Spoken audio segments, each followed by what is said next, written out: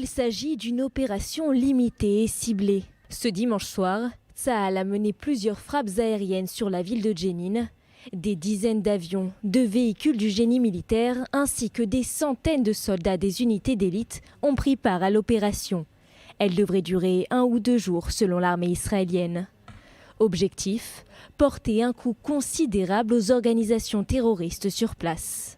Dans le cadre d'un effort visant à contrecarrer la menace terroriste en Cisjordanie, les forces de sécurité ont attaqué le quartier général des factions du camp de réfugiés de Jenin et des membres du bataillon de Jenin. Ce quartier général était utilisé par les factions palestiniennes comme poste d'observation, site de stockage d'armes et de munitions, centre de communication et servait à abriter des terroristes en fuite.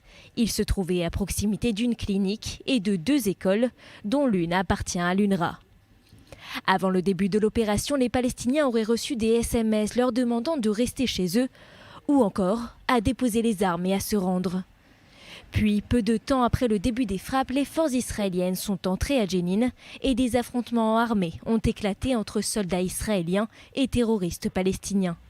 Le ministre israélien de la Défense, Yoav Gallant, a salué l'opération.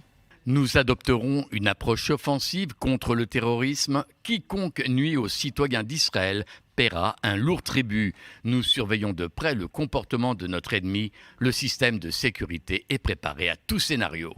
L'activité de Tsahal était concentrée sur Jenin, mais l'armée tient compte de la possibilité que les opérations s'étendent à d'autres endroits en Cisjordanie.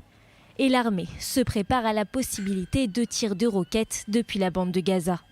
Les frappes israéliennes sur Jenin ont repris ce lundi à l'aube.